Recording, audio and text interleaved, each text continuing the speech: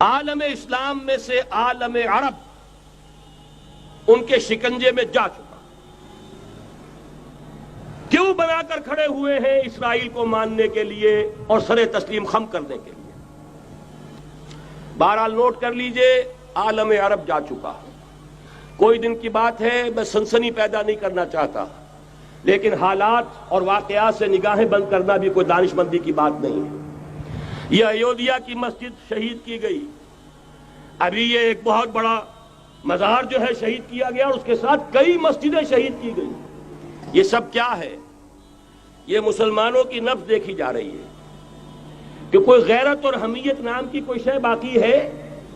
جیسے علامہ اقبال نے وہ نظم لکھی تھی، عبد القادر روہیلا بڑا ظالم جفاجو کینہ پرور تھا، لیکن یہ کہ اس نے جو ایک ٹیسٹ لیا تھا کہ وہ جو عورتیں ہیں تیموری خاندان کی، ان میں کوئی رمق رہ گئی ہے؟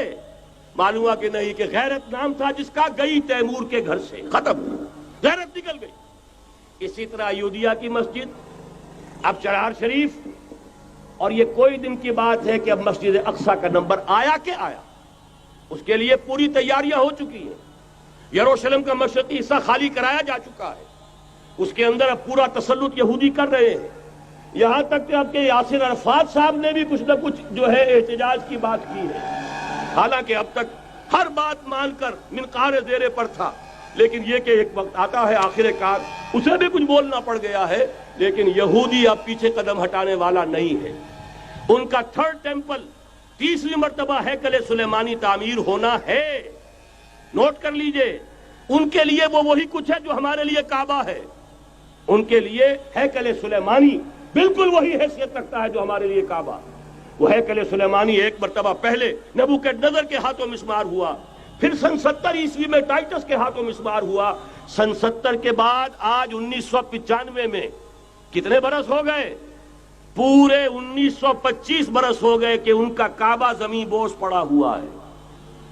اب تک تو ان کا بس نہیں تھا، اب تو بس ہے کہ نہیں؟ اب ان کی حکومت ہے کہ نہیں؟ اب شاہ حسن ہو چاہے شاہ حسین، ان کے نوکر اور چاکر ہیں یا نہیں؟ اب انہیں ڈر کس کا ہے؟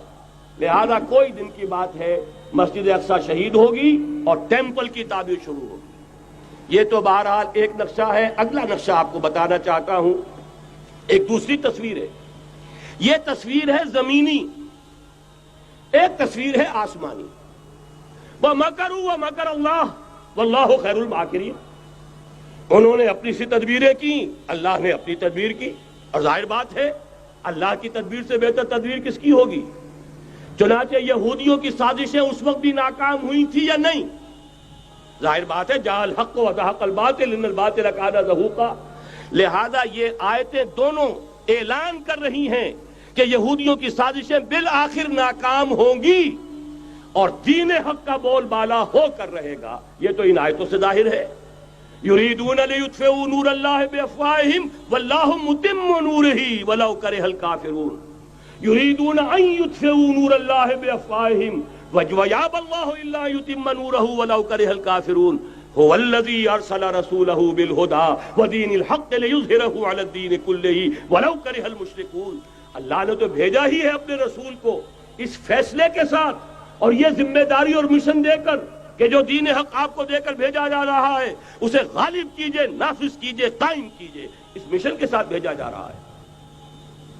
قرآن کہتا ہے ببانگ دہل وما ارسلناک الا کافۃ للناس بشیرا ونذیرا۔ اے محمد صلی اللہ علیہ وسلم، ہم نے نہیں بھیجا ہے آپ کو مگر پوری نوع انسانی کے لیے بشیر اور نذیر بنا کر۔ تو جان لیجئے کہ یہ مقصد بعثت محمدی صلی اللہ علیہ وسلم بتمام و کمال اس وقت پورا ہوگا جب کل عالم انسانیت پر، کل روئے ارضی پر اللہ کا دین اسی طرح غالب ہو جائے گا جس طرح کہ محمد رسول اللہ والذین معہ صلی اللہ علیہ وسلم ورضی اللہ تعالی عنہم اجمعین، ان کے ہاتھوں سے، ان کے ایثار سے، ان کی قربانیوں سے، جن کا نقشہ آپ کے سامنے مولانا کھینچ چکے ہیں، ان کے اثار، ان کی قربانیاں، ان کی محنت، ان کی جفاکشی، ان کی سرفروشی، ان کے جان تن من دھن لگا دینے کے نتیجے میں جیسے اس وقت غالب ہوا تھا کل روئے ارضی پر غالب ہوگا، تب کہیں جا کر مقصد بعثت محمدی مکمل ہوگا۔ یہی وجہ ہے اقبال نے کہا تھا وقت فرصت ہے کہاں، کام ابھی باقی ہے، نور توحید کا اتمام ابھی باقی ہے۔ لیکن ساتھ ہی خوشخبری بھی دی تھی، یہ چمن معمور ہوگا نغمہ توحید سے، آئے گا وہ دور، یہ چمن معمور ہوگا نغمہ توحید سے، لازماً آ کر رہے گا۔